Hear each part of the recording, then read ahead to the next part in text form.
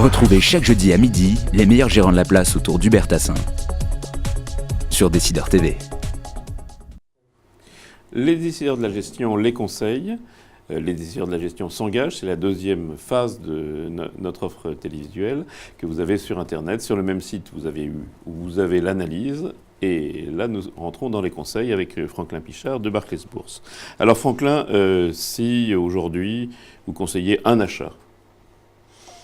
Alors si on conseille un achat aujourd'hui, je rebondirai sur la belle publication qui était supérieure un petit peu à ce que le marché attendait de Vallourec, un titre très volatile.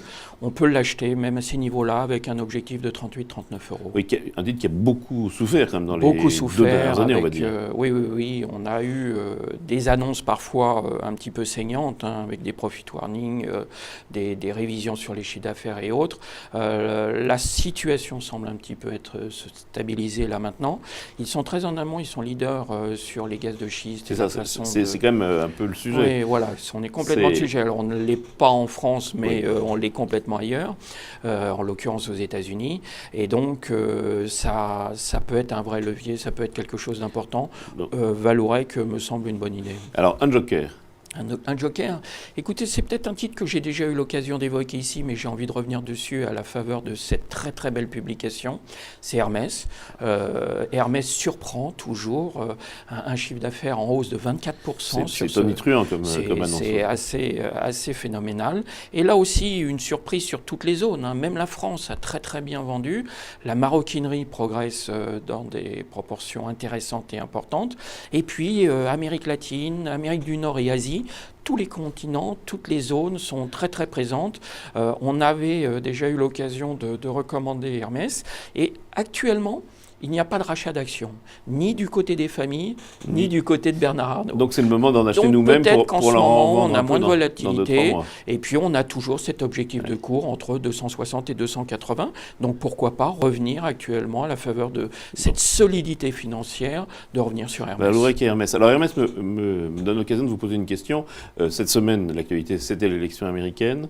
La Chine, c'est l'actualité de la semaine qui vient. Qu'est-ce que vous pourriez attendre de cette transition, on ne va pas dire, de pouvoir? Écoutez, globalement, on ne connaît pas très bien ce vice-président qui va devenir président. Ça va être un petit peu plus compliqué.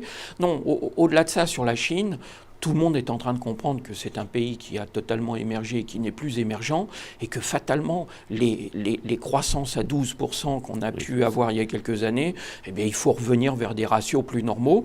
Donc avoir une croissance de 7 ou 6,5, ou entre 6,5 et 7,5, 8%, c'est déjà pas mal, c'est déjà même très bien. Et puis, ça peut être le nouveau objectif de croissance dans cette zone-là.